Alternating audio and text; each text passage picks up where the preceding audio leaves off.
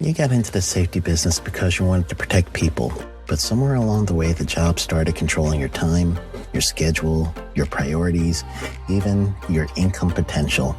What if the expertise you've built over the years in the field can give you something more? More freedom, more control, more ownership of your future. I'm Sheldon Primus, the author of 7 Steps to Starting a Profitable Safety Consulting Business and the host of the Safety Consultant Podcast, with more than 350 episodes helping safety professionals become consultants and grow their career. Consulting changed my life. In fact, I'm a full-time RVer, and one consulting contract paid for my home I live in today. Now, I help safety professionals build their own consulting practice through bi-weekly coaching calls, accountability, and personal guidance. But this program isn't for everyone. Start with the Consultant Readiness Audit at sheldon.coach. What if everything we thought we knew about safety was just interference? From the host of the Rated R Safety Show and the founder of Safety FM comes the complete Signal Transmission Trilogy, now available in one powerful edition. Safety, in my opinion, the book that started the conversation. Safety Mutation, where the boundaries of culture, systems, and belief begin to break. And now, Safety Transmission, the final piece of the signal. For the first time, all 3 books are together in one volume. The Signal Transmission Trilogy, Complete Edition. This isn't just about compliance. It's about consciousness. It's about decoding the way we think, lead, and live, inside and outside the system. Whether you've been following the signal since the beginning or you're just now tuning in, this is the version to own. Search Signal Trilogy on Amazon or visit safetyfm.com to get your copy now.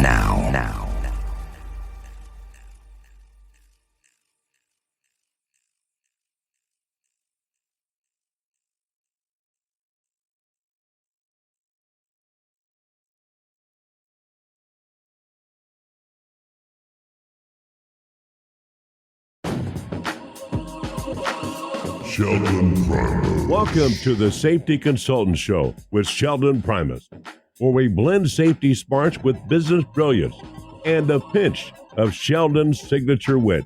Whether you're a safety pro, a fresh-faced consultant, or just safety curious, get ready for a show that'll educate, entertain, and elevate your safety game.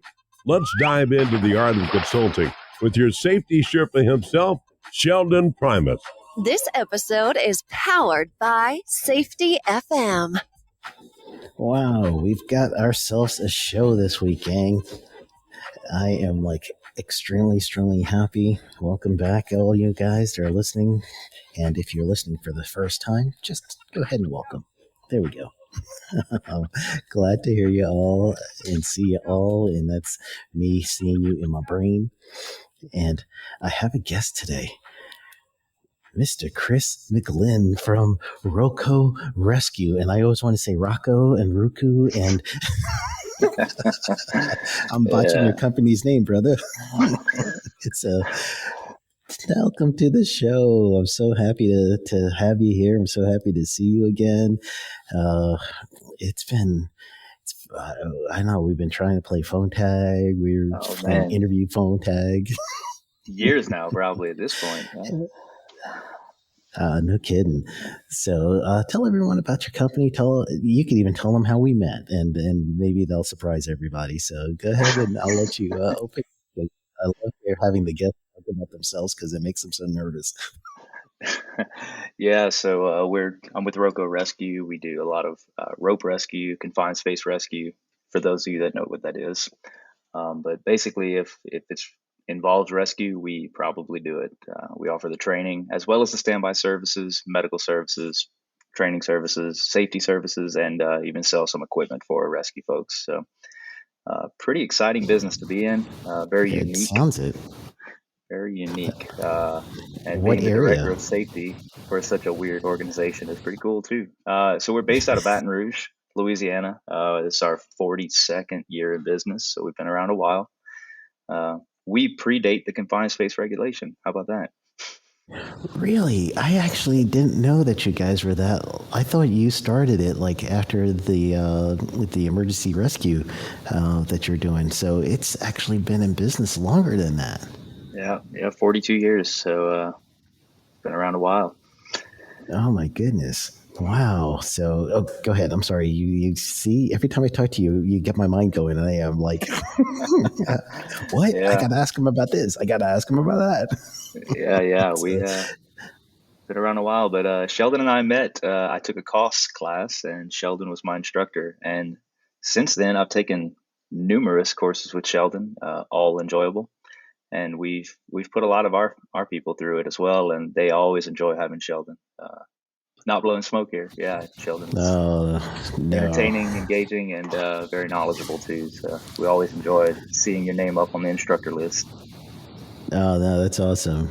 And just had Brandon a little while ago, and Hunter, and Yep, man, you yep. guys are, when you're all together, it is so awesome to see the camaraderie and how you guys relate to each other, and just the tomfoolery. Oh yeah. We have a good time, but serious about our work too. So yeah. Yeah, absolutely.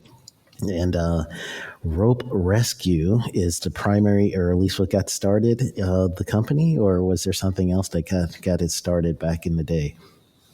Yes, I guess back in the day, it was some Louisiana state troopers and some firefighters that got together and said, "Hey, let's start training people on how to do rope rescue because there really wasn't much training out there." And so they got together, started doing training, mostly training municipalities in other fire departments and stuff to do this. And unfortunately, if you want to have a successful business, there has to be revenue involved, right? You do have to support the Yeah, program, and at some time. unfortunately, a lot of municipalities just aren't very well funded. But industrial facilities are, and so Roco eventually made the shift into the industrial world. And uh, yeah, I mean, it shouldn't be a surprise that there's a little more cash flow in the industrial world than there is in the municipal world. So we still train Yeah. emergency responders, and municipal responders, large fire departments, but most of our business is through industrial. So training large energy generation facilities and petrochem facilities, refineries, you name it, we probably train their rescue teams. And then, of course, we offer our own rescue teams for smaller facilities that just don't have the manpower to do their own rescue teams on site. We'll send personnel to go Oh, cover their projects. So. yeah, that's great because I, since my field is utility wastewater in particular, when I first got started in wastewater, honestly, my confined space entry training was, young man, you see roaches, you go in. You don't see roaches, you don't go in. That was my full confined space entry training. And for many years, if I'm then going into a situation with a confined space, especially when I was just not knowing anything else, all I would be doing is literally looking for roaches. I see roaches, all right, we're good. But what kind of concentration of gas is in there? The roach isn't going to tell me that. No, and they're a little more resilient than we are. Uh, Yeah, no kidding. That yeah. was my full training. And I remember one time, like years later, when I was actually a plant manager at a wastewater facility, I was going out to what they call a package plant, which is one of those smaller plants that you might see in maybe a mobile home park or something like that. They have the small wastewater plants that are just contained to their units. So I go there and I'm checking this plant out. It was outside of, if you guys know Publix in Florida, that was right next to one of those public grocery stores. And I go to the lift station and I open up the lid and white roaches come out, like pure white. And they're running out to the sunlight. And I'm like, oh, the roaches aren't going in. The roaches are coming out. Normally, when you open up a manhole, roaches go down towards the dark, but Dark. these roaches are getting out of Dodge and they're white. So I'm like, what is going on? So I had to go into the store and I smell stripping, the acid that they use to strip the floors and wax it. So I smell that, and that was the same smell of the lift station. And sure enough, they dumped the contents Oh of that stuff no. right into the lift station and killed my plant and kind of harmed some roaches, but they were fine after a while. They just change colors. They're like albino roaches now. Albino roaches. There you go. So that I guess there's some truth to. You see roaches go in. You don't see them, don't go in. It's the old canary But thing, right? You let the canary down there, and if it lives, well, maybe it's okay. yeah, absolutely. So not to get everybody, especially if you're eating breakfast right now. Sorry, my bad. but, but rescue and some of the things that you mentioned right there in the beginning is, the actual fire departments of local fire departments may not have the money and the resources to do rescue. So a lot of people, when I tell them in my training for utilities, I'm there and I'm telling these guys, hey, what's your rescue plan? And they're like, oh, we'll call 911. All right. So I said, does 911 have an actual trained program in your area? And here's another consideration. How do they know, or how do you know that they're available when you need them? What's the plan? And I give them those questions, and they're like, So is that what you guys are experiencing in some cases where people have such a reliance on 911, they don't know that not every fire department or rescue or I should even say they have a rescue part. Is that safe to say?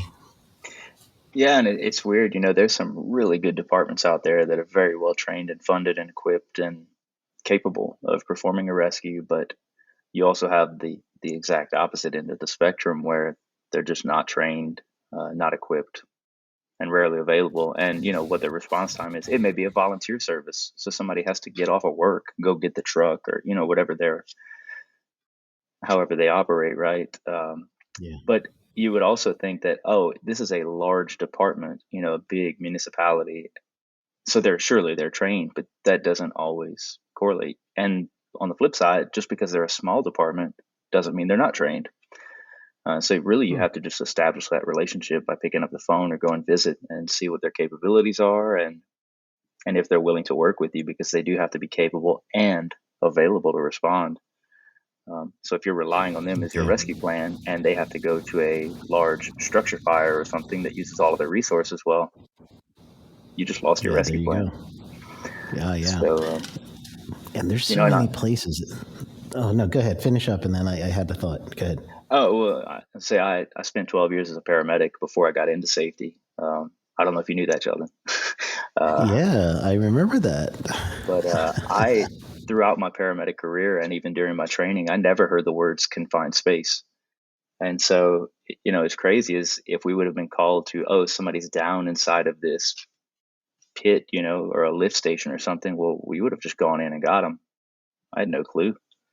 We weren't Wow. trained on that, So, with the new emergency response standard that OSHA's kind of looking at redrafting, the fire brigade standard that they want to redraft into emergency response, one of the requirements is that all emergency responders may have to take confined space awareness training, which I think is great. Yeah.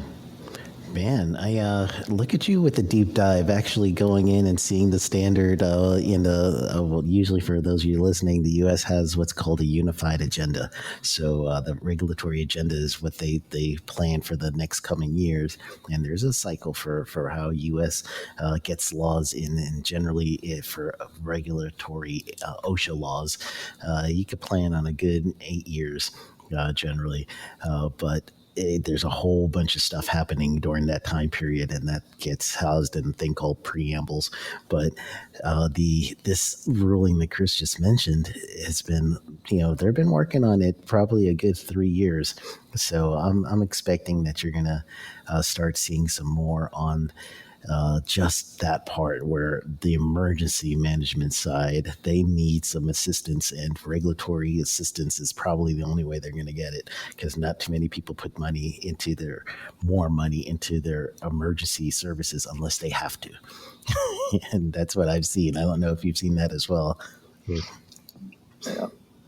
Oh, I forgot to mention to the audience earlier, and gang, forgive me for this, but Chris is not only is he, of just rescue superhero but he is involved with all kinds of volunteer stuff with ASSP and the VPPPA, There you and go.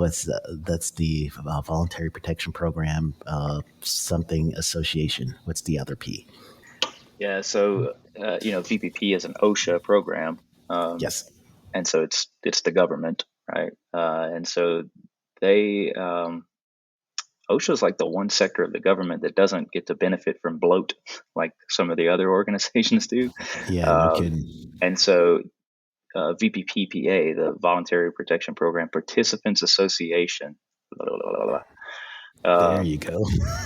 is kind of the nonprofit that helps to promote VPP and helps to get people involved. Or maybe you're a work site that wants to become VPP, you don't know where to start. You reach out to VPP PPA, and they can hook you up with people that can help you on your journey to becoming a VPP work site. Yeah, so I'm And on the Region 6 Board of Directors for that, which OSHA just changed their regions. I know I'm getting so confused with that. So, but the Region 6 for VPPPA aligned with the old Region 6 of OSHA. So Texas, Arkansas, Louisiana, Oklahoma, New Mexico. Okay. So And you're also a special government employee as well, right? correct. Yep. So that's another voluntary thing that I do as a OSHA special government employee. So help OSHA during those on-site evaluations of either current VPP sites that are renewing or prospective VPP sites that want to become VPP, doing the initial evaluation of those sites. And it's a deep dive. Learn a lot though, because you get to Yeah. see behind the curtains of some really cool organizations. Like NASA is a VPP site, Boeing is a VPP site. So you get to see behind the curtains and see how things work and how they create their safety culture. And you can learn a lot and take that back to your work site. So we're all about sharing those things. No, man. So That's great. And you've got your master's in occupational safety. You're a PhD candidate, so I'm going to have to call you doctor soon. no, please don't. Yeah, working on my And PhD right now through West Virginia University, the Statler College of Engineering. So ooh, nice. yeah, And so you are one of those rare people that are not only a certified safety professional, but you also has your certificate occupational safety specialist. Excuse me. Are you yeah, COSM as well? no, I need to take that class. My COSS is actually up for renewal. I just got the email a couple days ago, so I need to go log in and take care of that. But yeah, CSP and I'll take COSS, the and COSM. yeah, I need to do it. We'll do that next year. I'll commit. Yeah, well, I was telling you, if you take the COSM, you automatically get Oh, the you have cost enough renewal. stuff to get your renewals. So you'll have everything else that because you've got all the volunteer stuff that's out there. Literally, you you volunteer for everything. You're in the Z17 117 confined space standard. You got the Z390 for Yep. hydrogen sulfide. So you got all the points that you need. Yeah, secretary of the Region 4 ASSP board. I'm on the Greater Baton Rouge chapter board. I volunteer a lot. Volunteer a lot, which is good. What drives that? What drives your want to see our business expand and to give your own time, energy, and effort to do that? What's your driving factor there? So I guess the primary thing is, and I'm sure you know this, and you probably explain this to people, but getting into safety is kind of tough. You may have a degree and all of this, but you really either have to know the right people or just get incredibly fortunate to break into safety. Now, once you're there, the reins are yours. But I got my degree in safety. I was a paramedic looking to get into something that I could do long term because working on an ambulance, even 12 years, was about 11 years too many. Um, so Mm-hmm. so I interviewed and interviewed and interviewed, and they were like, "Man, you seem like a great person. You're pretty knowledgeable, but you don't have any experience." It's like, well, great. I was hoping you would give me some, but I guess not. And so I Yeah, came no to kidding. Roco and used that emergency response experience to get into the industrial experience.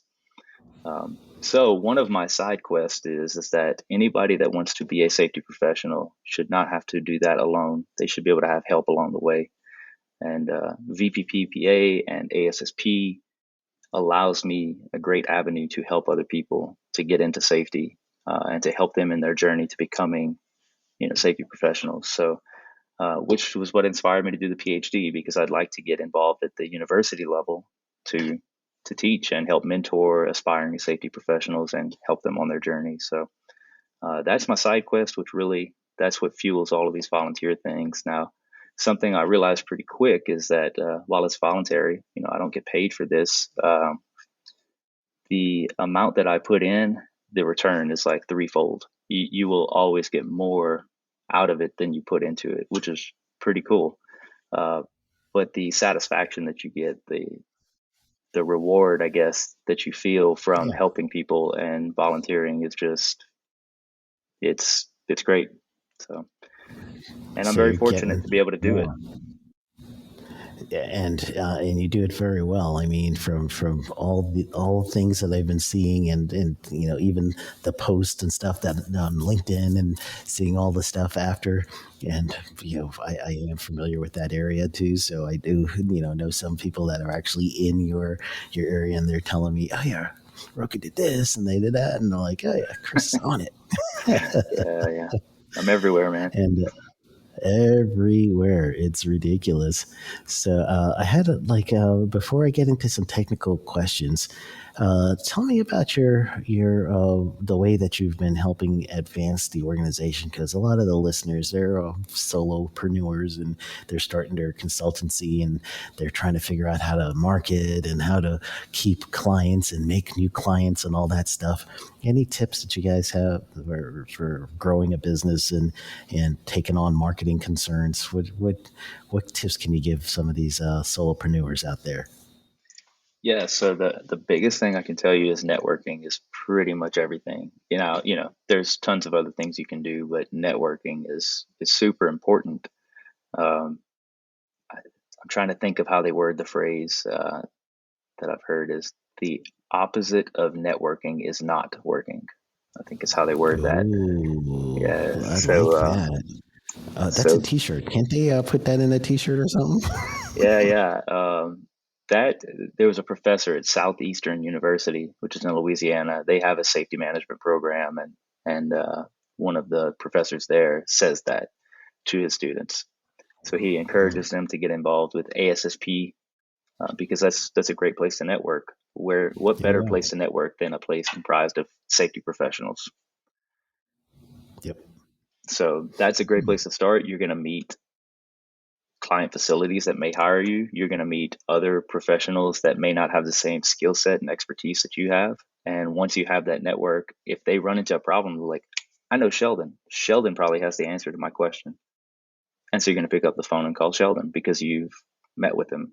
So I always say networking. So if you can go to conferences and network with people, especially in the evening social events that people go to, don't drink too much, but No kidding. lots of great networking there, and then get involved with things like ASSP or other organizations like AIHA for the industrial hygiene folks. That's another great place. But anywhere that you can meet and network, you're going to get your name out there, and then you can represent your brand there as well. So it's networking is incredibly strong, and then social media. Obviously, if you're not tapping into social media, that's you're leaving a lot on the table. Yeah. What about have you got into the foray of AI and using that to help you with some of your postings of blogs, and maybe even getting you to help you with some of the keywords that you should enter into stuff, and SEO, search engine optimization stuff? Are you using AI for any of that yet?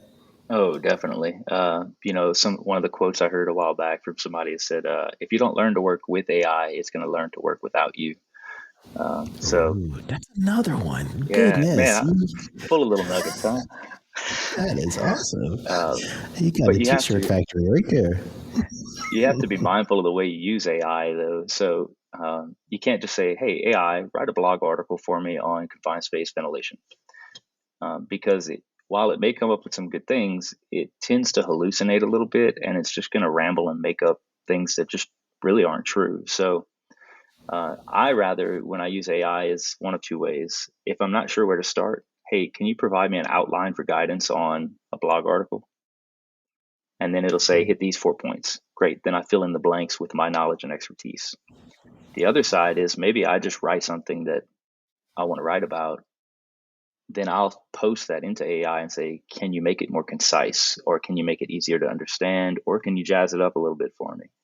And then take that, and then don't just use that, though. You have to comb through it, and because sometimes it'll hallucinate and it'll change your words on you, and it puts things that just are objectively false. So Yes. it is a valuable tool if you use it correctly. So I like the way you say that, where it hallucinates. That is so just key, because I remember when I first started, like last year or a little before OpenAI with ChatGPT, my nephew was telling me about it, and he was telling me all the uses that he had, and he was just really like telling me about it, and I was like, well, I already have a AI generation type thing where I could use it for voiceover work or use it for something else. And honestly, he's like, oh no, it's more than that. So when I really started getting into it, I was like, oh wait, he's right. This is different. This is something that we could really use. So I try to test it out, and then I tested it out with a simple question asking about OSHA's jurisdiction, and it told me maritime. It told me agriculture. No, it told me maritime, general industry, and construction. And I was like, oh, it's missing one. You did not have anything to do with ag at all. And I had to prompt the thing to see if it could finally tell me about the 1928 standard is what I had to put in there. Tell me about the CFR 29 CFR 1928. And then it started spitting out the right thing. But before that, if I didn't know anything, I would have been, writing a blog post about OSHA's 3 jurisdictions. Yep. Yeah, something else I use it for, and I'm sure you might be kind of familiar with this, but if you do you write blogs and stuff, but I do. so you'll know that the title is almost everything to get somebody to click on it, right? So if you have just 3 tips about 1910 146, well, I'm gonna probably scroll past that. But if you Yeah. come up with a creative title, people might be inclined to click on it. And so when I write a blog, sometimes I'll inject the whole thing into ChatGPT and say, can you come up with a catchy name that makes people compelled to click on this? And now it'll spit out some ridiculous things, but every now and then you'll get one that's like, that's it. That's the one I'm going to use. And because I'm not very creative, so especially when it comes to those types of catchy titles, but every now and then it can be useful for that. So, I and like you were actually saying, do for that the too with SEO stuff, titles. yep. And I also asked it for a second title, so I could do what they call the A/B split, where you could try one title and then see if basically the system itself, your email system, will send out just a portion of the emails, one with one title, one with the other, and then which one gets the most openings, then they'll send the rest of the emails out with that one.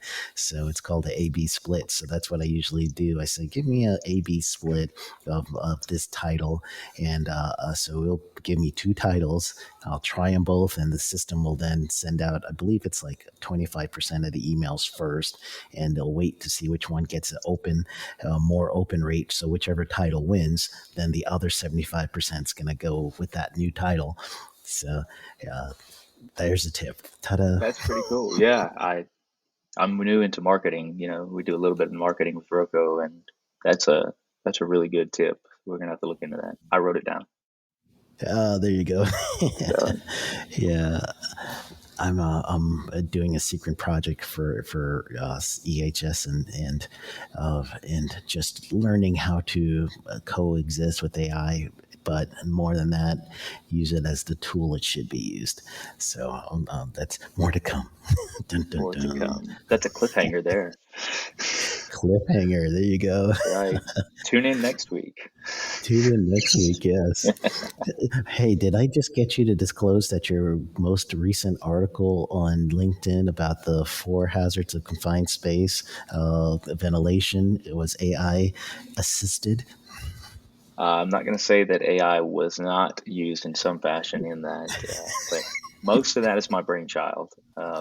It, where that one really helped actually in particular is there's some analogies in there that I help to explain it better. So that's one thing I really like about it is I'll tell it, hey, here's information, but I want a seventh grader to understand this. I find that's the best level, because if you go too young, then it Yeah, gets dumbs it like you're down. talking to a kid. Yeah, but if you write something that's at like the bachelor's degree level, like it's going to go over most people's heads. So you have to really dumb it down to that. And it's sad to say it, but like middle school age, and Yeah. it makes it more easy to digest, especially with like nuanced information. And confined space can get a little dense sometimes. So, um, in particular, the one thing that AI helped me out with in that article is I talk about bending of the ventilation ductwork. And the analogy it gave me was, have you ever tried to suck a milkshake through a crazy straw? And you can know it's difficult because of all the bends. So man, that's a perfect analogy for the airflow. Yeah, So there that's you a go. great analogy. And no one's going to do the friction loss calculation, so might as well tell them that analogy. Yeah, just because now it intuitively makes sense. So Hmm. that's where I find AI is really helpful. Is just little things like that. If you try to let it do all of your work for you, it's not going to end well. Yeah. I wonder if you could do something like, here's my anchor point, or at least I need to do an anchor point for this rescue, and I don't have a direct way to anchor, and here is the dimensions of this building, and see if you could figure something out, or, I don't know if it could be that advanced yet because you have to give it so much details. Yeah, I mean, so I was just at a National Safety Council in Orlando, and uh, there was a booth there, and I cannot remember the name of the company, but they have this new AI product that they're working on basically, and you can upload a picture to it, and it will tell you any OSHA citations that go along with it. Like for instance, the Ooh. example they showed was a breaker panel that wasn't labeled, and so they just took a picture of the breaker panel, and it immediately was like, oh, 1910 XYZ breakers aren't labeled. Wow. Um, and so, is it going to be perfect for every application? Probably not, but that's pretty promising. So along that lines is maybe eventually you'll be able to take a picture and it tells you, oh, these are acceptable places to anchor your rope rescue system. Yeah, that'd be awesome because, honestly, you're still going to have to check. And if you're trying to re-rate down to 3,800, then you're going to truly need to have that qualified person like the standard tells you. But at least it could, help you think things out a little and then open up your eyes to things you may not have even thought about. What about like AI talk again? I when I interviewed Alan Wooford the other few weeks ago, he told me that there was an AI model where they asked. It was basically some sort of, how with when you're hanging a suspended scaffold, you have to really make sure that the rope doesn't get cut by abrasion and everything. So the AI was basically helping them troubleshoot what to do, and it basically said use pool noodles, and you have X amount of time to use pool noodles, and then they tried it, it worked, and now instead of buying more expensive equipment, they just buy a whole stack of pool noodles, and they know that they have X amount of uses, and they just go ahead and use that, and it was all AI, thinking it through. Man, wait till Granger starts selling those for. They're gonna slap their name on it and Oh jack up yeah, the price. yeah. Yeah, That's crazy industrial pool though. noodles. Are you familiar with Matt Hollowell? Is that No, name? no. All right, so he's out of Colorado. He's PhD. He developed an AI, and it's continually developing. But he patented it, so nobody can start charging money for it. He wants it to remain free and open source. But it's Chat GPT, but it's safety focused. So you can ask it questions like that, and it will give you recommendations and suggestions and whatnot. Oh, Uh, I'll look him up. Hollowment? Hollowell, Hollowell. yeah, he created, I guess, or really pushed the concept of the energy wheel. You may have heard, or the hazard wheel. Oh yeah. Oh Um, yeah. there's a lot of companies, Intergy, the utility company, they really push this stuff. But Dr. Matt Hollowell, he's out of Colorado. Um, he's the Excellent. Construction Research Alliance. He also heads that too. So does a lot of safety research, and he's creating an AI. CPWR? He does CPWR? No, it's oh man. All right. I'm going to look that up, gang. All you guys listening to us nerd out. This is what happens when I talk to Chris. Construction Safety Research Alliance, CSRA. CSRA. So you guys are all hearing it at the same time I am. We're going to just don't bog down the internet until I finish checking it. Well, I had the benefit of hearing it first and then I post it later. So I'm going to be checking this stuff out. Yeah, they do a lot of good stuff. Of course, it's construction focused, but he's also working a lot on AI as well. So pretty interesting stuff. I check them out. Man, yeah. It's coming. It's here. We just Yeah. have to make sure that we could utilize it for our industry, because we truly could use all the help we could get when it comes to life-saving decisions, right? Yeah, absolutely. All right, and here's my other technical question. Remember in class years ago, and we were talking about fall protection, and I mentioned suspension trauma, and you were like, hold on. There is a Yeah. myth between our understanding of suspension trauma and what it really is, or at least there's more technology or technological aspects to what we think of orthostatic shock or suspension trauma. So break it down as much as you can. I know it gets truly technical, but what is the misunderstanding, if you would, that we've been hearing in a lot of our fall protection classes? Yeah, so there's a lot of I guess misconceptions with suspension trauma, and this will be a bit of a soapbox moment, I guess. So buckle Go up. for it. Yeah. Yeah. So one of the big things is we don't understand a lot of it because doing research on it it's hard to do it ethically. So we can't just put somebody in a harness, suspend them by the dorsal ring, and see what happens, right? Because we may have some pretty bad consequences. So Yeah. there have been some recent studies that have been done and published, 2019-ish, where they did try to simulate that, but they have to have health parameters. So, for instance, if the heart rate increases by 10%, then we shut the study down. Well, just me standing up and walking to the refrigerator, my heart rate may increase by 10%. So the parameters are so narrow to keep it safe that it's hard to really conduct an ethical study to see what happens. But some of the things they found that may not be entirely true, that you may have heard, like the toxic blood thing. Have you heard that, like, Yes. yeah, so that Yeah. may not be entirely true, and the studies are kind of leaning towards it's not entirely true. Now, look, over a very, very, very long, extended period of time, sure, that can happen, but when we're talking you're Yeah. hanging for 20 minutes or something, it's probably not going to set in. So that's one of the things. The other thing you may have heard is like, oh, well, don't lay them down after you get them down, because the blood's going to rush back to their heart and it's going to explode. And like that was Yeah. a Give them thing a that was, cardiac arrest. yeah. So that's also kind of been somewhat debunked. So there's a lot of misconceptions out there about that stuff, and a lot of it revolves around the thing that we can't really do studies on it ethically, because we can't just hang people on a rope and see what happens. So Yeah. uh, Yeah. No kidding. so the good news is, though, is that by trying to treat these people and manage it in the way that we have been, we're not really hurting anything.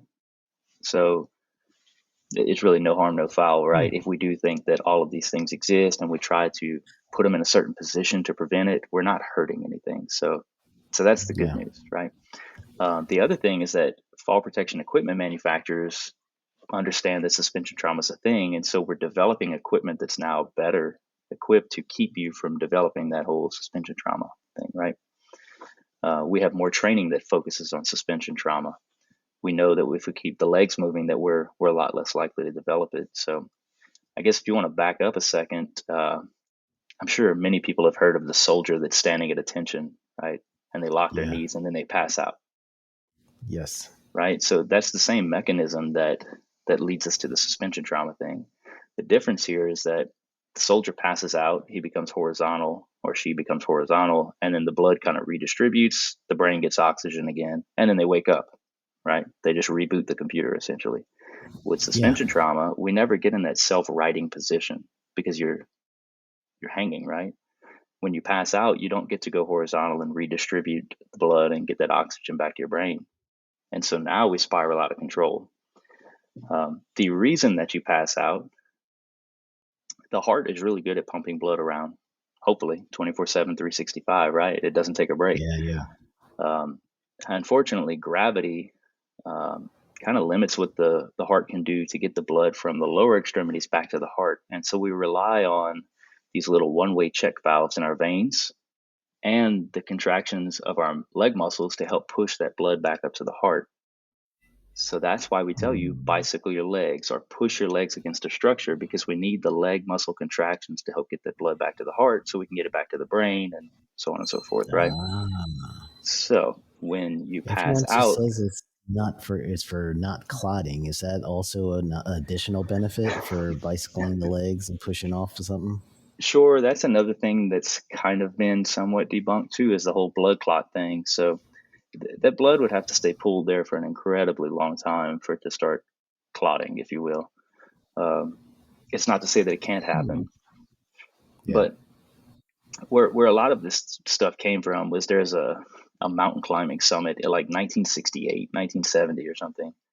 And these doctors just said, oh, this is what killed these people. And then that information wasn't challenged for decades. And now we're starting to have studies on it because it's become a focus in the industry. And we're starting to find out that not everything they said was 100% true. You know, it's not to say that it was all false, but we're starting to understand that not everything was exactly true. So the good news is, again, that we're not hurting anything by heeding that information. So yeah, so That is awesome. yeah, so those leg muscle contractions are super important to keeping us awake. The danger really becomes when we pass out, we can't move our leg muscles anymore, right? Because we're passed out. And so now we're passed out, our head slumps over, our airway kind of gets cut off, we don't breathe as well, and we can't maintain the leg muscle contractions, so the blood just pools. And that's when we have a life-threatening situation on our hand. As long as you're able to move your legs, you're really going to do a lot to prevent it from occurring. Wow. So, give us a cheat sheet for those of us who teach fall protection class, and we always have to add rescue. If you're not adding rescue in your fall protection class, you're not doing a good job. So, what's the cheat sheet that we should say for rescue? Because honestly, most people are anywhere between 5 minutes to 10 minutes. The person needs to get some rescue and make sure that you're. I've heard some people say you want to lay them down, like you mentioned, and then you physically move their legs up and down. So I've heard that. But then I've also heard some people say you can't lay them down yet, because if you do, then it's going to end up having a blood clot go straight into their heart, and then they're going to get some sort of cardiac arrest or something similar. So give us a cheat sheet as to what do you think us that have to do at least a little component of fall protection rescue, especially if you're doing an OSHA 10 or OSHA 30, you got to add that in. So give us a cheat sheet.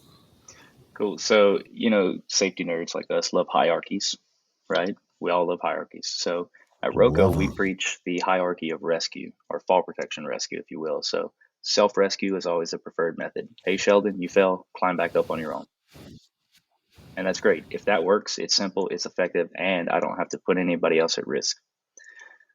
The second method is assisted rescue. So I can throw down a ladder for you to climb up. I can toss down a rope and maybe you pull yourself up. I can get a man lift or a ladder and come up to you and help you down. We're assisting Yeah. you through a non-technical means. Then we'll move into, if that doesn't work or it's not feasible, the next is to use like a pre-engineered rescue system. So not like a plug for any company, but there's a lot on the market. DBI, Rogueless, MSA makes one. They all make their own pre-engineered rescue system.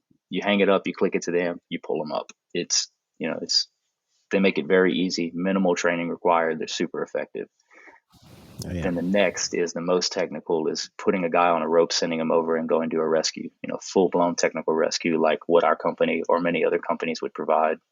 And that's the least preferred method, because now we're exposing another person, to a tremendous fall hazard. So, but sometimes that's the only option, right? So the hierarchy of fall protection rescue.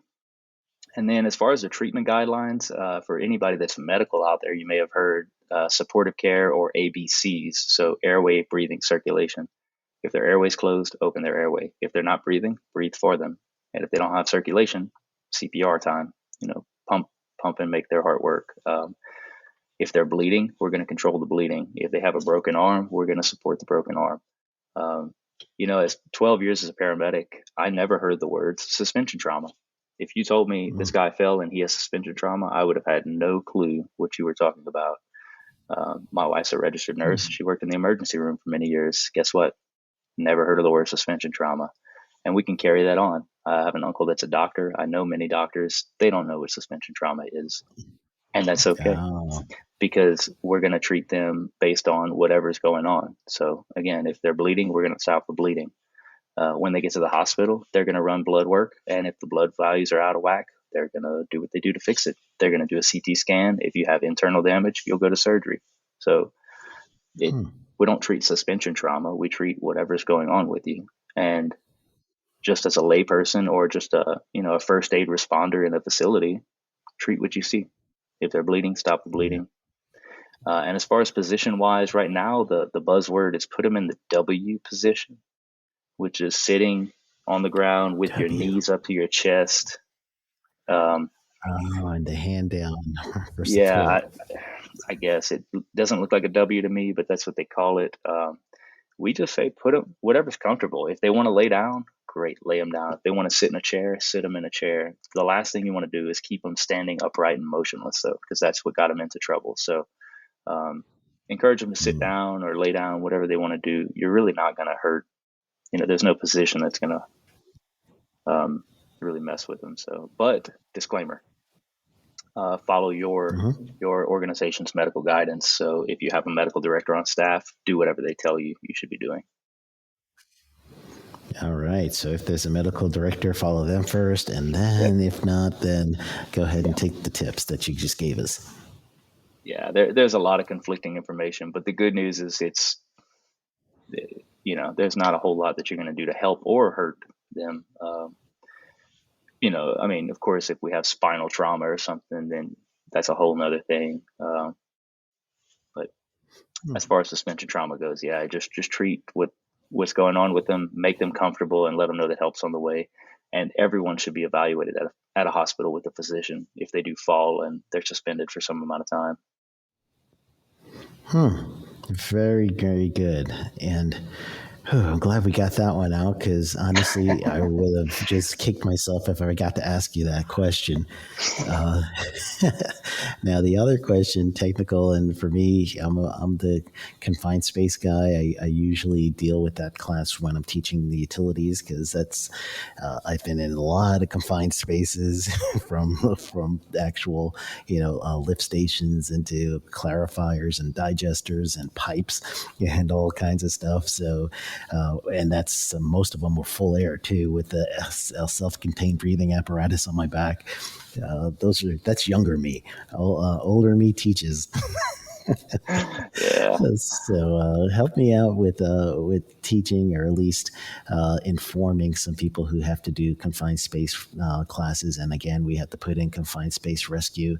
And I don't even know if you guys do trenching rescue, because I do trenching excavation classes, and trenching rescue is like ridiculous things you got to think about for soil displacements and goodness, I can imagine all the kinds of knots but. Yeah. That kind of rescue is like really, really bad. So if you do, you shake your head for those of you that can't see that they do trenching. So tell us about those two type of rescues: confined space, trenching excavation, since they have similar hazards. I know you can't call trenching and confined space technically because of OSHA's definitions, but they have similar hazards, and that's what I tell everybody. So what's your tips on that? I mean, we could talk for the next week or two if you'd like, but I guess specifically so yes, we do offer a trench rescue class. We don't do a lot. We do 4 or 5 a year. And what's funny is it cannot rain for a month straight. The day we start a trench class and we make an excavation to get into, it pours down rain. It never Oh, wow. fails. Never. So if Louisiana's in a drought, we just have to teach a trench class and we'll solve There that you go. problem. Uh, yeah, I've never actually had a chance to take our trench rescue course. I've been around like a day or two of it, but I'm always busy. I never get a chance to dedicate to just sit in the class, but a lot of fun. They collapse the trench to show you what that looks like, and then they put up shielding and shoring and all of that. So pretty cool. No. Yeah, and with any kind of rescue, we go over that same hierarchy. So self-rescue, hey, Sheldon, you're not feeling well in a confined space, get out. And then you just walk out. And then great, rescue complete. Then our next method would be a non-entry rescue. So if you have a harness on with a lifeline, then I just attach to your lifeline and pull you out. We don't have to make entry, but we're still getting you out, right? Or maybe you're on a davit arm with a winch. We just winch you up. Yeah, even better. And so, not making entry is very preferred. So, but sometimes we have to get in, and then that's always our last resort is that we just go in and we do rescue, package you up and get you out. However, we have to move you, manually moving you or using rope rescue systems with mechanical advantage or whatever we have to do, right? And then sometimes we're on air because of the atmosphere. So, Yeah.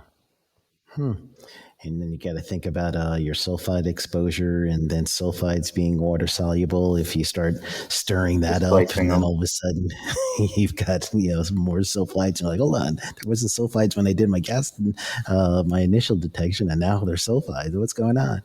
Yeah. We always monitor the atmosphere separately. So even if the people doing work are doing their own atmospheric monitoring, we're going to verify the atmosphere prior to entry. And then the other thing we always do is if you're wearing one level of PPE, we try to exceed that by another. So if you're using just cartridge respirators, we're probably going to go on air just as an additional safety factor.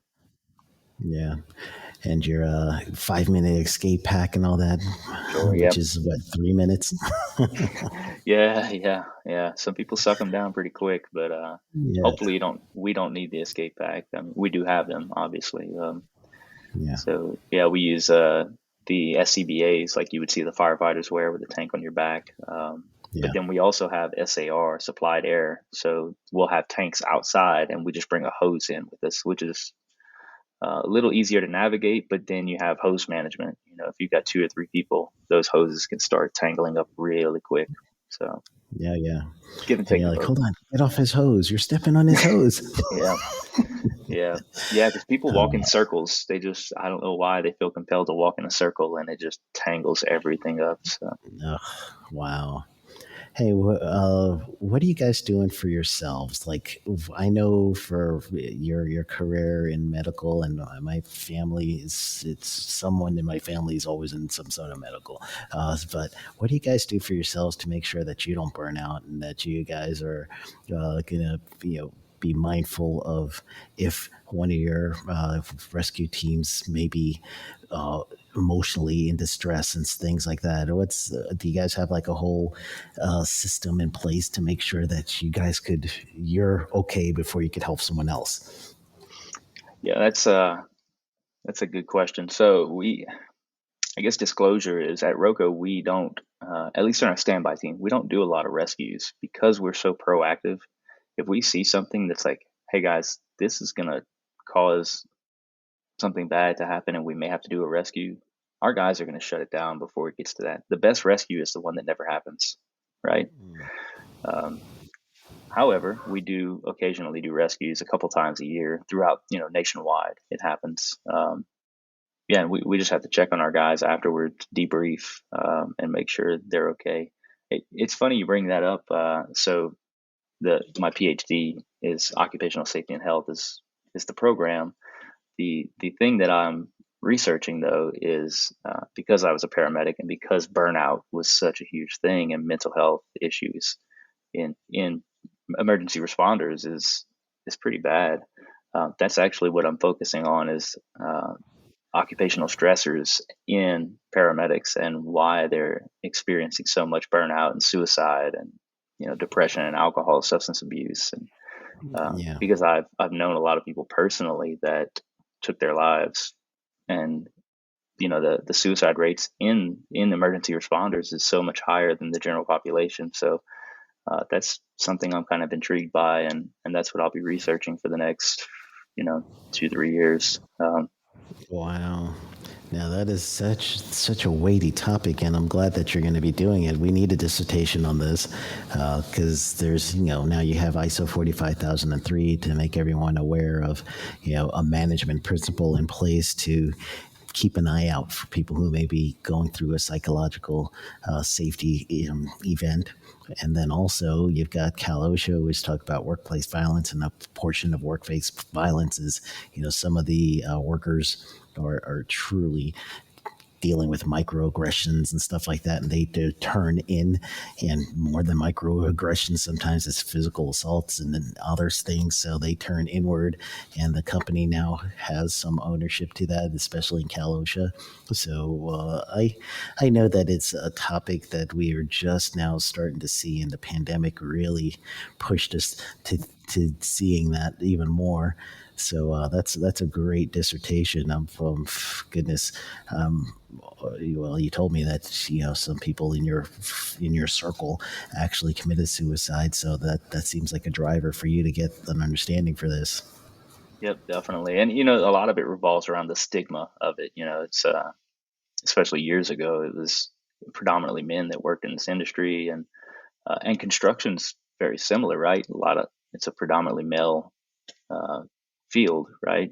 And so if you say, I'm depressed, or that last emergency we ran made me feel some kind of way, well, you're just weak. You can't handle it. Go work somewhere else. And so if you did want to speak up, that's the resistance you met. So that made you reluctant to do it. And guess what? You just swallowed and buried that emotion down. Now multiply that by the hundreds of calls you ran like that, where, a child Yeah. died or whatever. And, yeah, after a few years, it takes a toll on you, and people just don't know how to deal with it. So they turn to substance abuse, they turn to alcohol, or even worse, they just end it altogether. So curious to find out what I'm gonna, what we're gonna turn up. But so far, Yeah, that's it's going pretty great. good. So just scratching the surface right now. I just started in August, so only a couple months here on the program here, but already um, pretty interesting. So. Yeah, no, that's awesome, and I commend you. And just that is a weighty topic, but it is necessary. It is necessary. So when you get through your fellowship and you get the PhD on your name, and that data comes out, I am going to be spreading it on every social media I got. Yeah, I'm going to have you come back and make you talk to the audience again about that, because that's important. Yeah. So tell everybody well, first, congratulations on your occupational safety professional by Columbia Southern University in 2023. I forgot to mention that one. So Safety professional of the year. congrats. Yeah. Thank you. Safety Professional of the Year. That was just outstanding. And I am so grateful that I get to know you. And hold on, let's give you an official applause. Thank you. Yeah. So tell everybody how to reach you. Rocco, look at that. I did it again, didn't I? I literally did. Bad You Sheldon. you are Bad among Sheldon. many people that we got an email the other day at our info line. This guy was very upset that his Roku TV started malfunctioning after a month or two. So he reached out to Roco about his Roku TV, and he was sure to let us know his feelings on that TV. So we get that quite often too. Did you tell somebody, oh, we'll send somebody out to you? Yeah, sorry about your TV, but we're not the people you're looking for. We can't rescue this one. Yeah. Oh, that's great. Well, tell everybody how to reach you. Tell them just anything you got, and I'm going to mute myself and let you go nuts. No. I mean, I'm all over LinkedIn, so just Find me on there, Chris McGlynn, or you can email me, cmcglynn, that's CMCGLYNN at Roco, that's ROCO, rescue.com. Hit me up there. That's emailing me is almost like text messaging me. I'm very responsive there. So please don't sign me up for any weird newsletters or anything. But if you got a question or you want to reach out, hey, feel free to reach out to me. More than happy to help you. Or if you just want to chat, more than happy to do that as well. So yeah, follow me on LinkedIn, follow Roco on LinkedIn if you'd like. And you can visit our website at rocorescue.com too if you want more information on that. All right, Chris McGlynn, everybody. The man. This is fun, man. I'd love to do it again. Yeah, I want to. I mean, this is one of those things that we should not only do that. I think you guys got a podcast in you, especially if you split it up amongst all of you.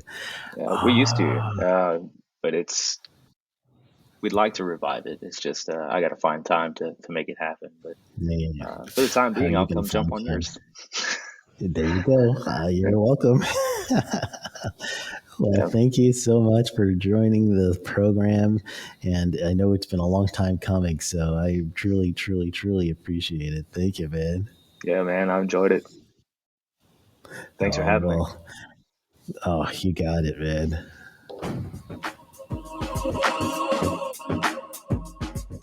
That's a wrap for today's safety show. Remember, safety isn't just about hard hats and caution signs. It's about business smarts too. Thanks for joining us on the Safety Consultant Show with Sheldon Primus. Until next time, stay safe, stay savvy, and keep consulting like a boss. Go get 'em. The views and opinions expressed on this podcast or broadcast are those of the host and its guests and do not necessarily reflect the official policy or position of the company. Examples of analysis discussed within the past hour, only examples. It should not be utilized in the real world as the only solution available, as they are based only on very limited and dated open source information. Assumptions made within this analysis are not reflective of the positions of the company. No part of this podcast or broadcast may be reproduced, stored in a retrieval system, or transmitted in any form or by any means, mechanical, electronic recording, or otherwise without prior written permission of the creator of the podcast or broadcast, Sheldon Primus. This episode has been powered by Safety FM. You got into the safety business because you wanted to protect people, but somewhere along the way, the job started controlling your time, your schedule, your priorities, even your income potential. What if the expertise you've built over the years in the field can give you something more? More freedom, more control, more ownership of your future. I'm Sheldon Primus, the author of 7 Steps to Starting a Profitable Safety Consulting Business and the host of the Safety Consultant Podcast, with more than 350 episodes helping safety professionals become consultants and grow their career. Consulting changed my life. In fact, I'm a full-time RVer, and one consulting contract paid for my home I live in today. Now, I help safety professionals build their own consulting practice through bi-weekly coaching calls, accountability, and personal guidance. But this program isn't for everyone. Start with the Consultant Readiness Audit at sheldon.coach. What if everything we thought we knew about safety was just interference? From the host of the Rated R Safety Show and the founder of Safety FM comes the complete signal transmission trilogy, now available in one powerful edition. Safety, in my opinion, the book that started the conversation. Safety Mutation, where the boundaries of culture, systems, and belief begin to break. And now, Safety Transmission, the final piece of the signal. For the first time, all 3 books are together in one volume. The Signal Transmission Trilogy, Complete Edition. This isn't just about compliance. It's about consciousness. It's about decoding the way we think, lead, and live, inside and outside the system. Whether you've been following the signal since the beginning or you're just now tuning in, this is the version to own. Search Signal Trilogy on Amazon or visit safetyfm.com to get your copy now.